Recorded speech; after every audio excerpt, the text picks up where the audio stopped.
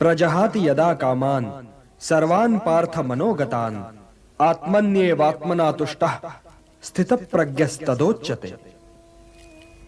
उसी की भांति तुम अपनी कामनाएं त्याग दो, अपनी व्यक्तिगत अभिलाषाओं से मुक्त हो जाओ, सुख दुख से परे होकर अपने स्वयं में संतुष्ट हो जाओ पार्थ।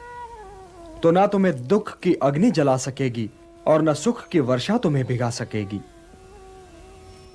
हे पार्थ, स्थित प्रज्ञ वो मुनि है जो सुख और दुख दोनों ही में समान भाव रखता है और कोई उसका यह संतुलन तोड़ भी नहीं सकता। जब उसके शब्द बाहर निकलते हैं तो मन में तैरते दुख और सुख से बाहर नहीं निकलते, बल्कि आत्मा की अथाह गहराइयों से बाहर निकलते हैं। वो मोह की भाषा नहीं बोलता, वो निष्काम कर्म की भाषा बोलता है।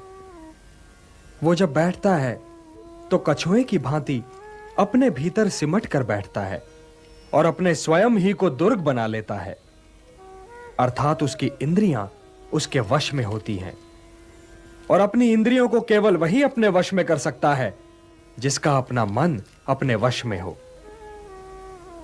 हे पार्थ, ध्यायतो विषयान् पुंसः संगस्तेषु उपजायते संगात् संजायते कामः कामात् क्रोधो विजायते। क्रोधात् भवति सम्मोहः सम्मोहात् स्मृति विभ्रमः स्मृति भ्रंशात् बुद्धिनाशो बुद्धिनाशात् प्रणश्यति। हे पार्थ, सामान्य पुरुष विषय का ध्यान करता है और विषय का ध्यान उसे आसक्त बना देता है। इस आसक्ति या लगाव से काम का जन्म होता है। जब काम की पूर्ति नहीं होती तो क्रोध उत्पन्न होता है।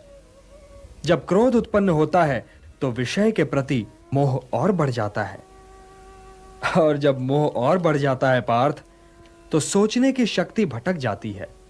जब सोचने की शक्ति भटक जाती है तो बुद्धि का नाश होता है और जब बुद्धि का नाश होता है तो मनुष्य का सर्वनाश हो जाता है।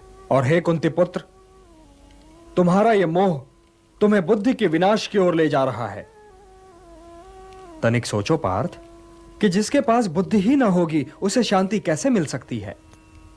वो तो शांति और अशांति में अंतर ही नहीं कर सकता, और जो शांति को अशांति से अलग तक नहीं कर सकता वो भला कैसे सुखी हो सकता है।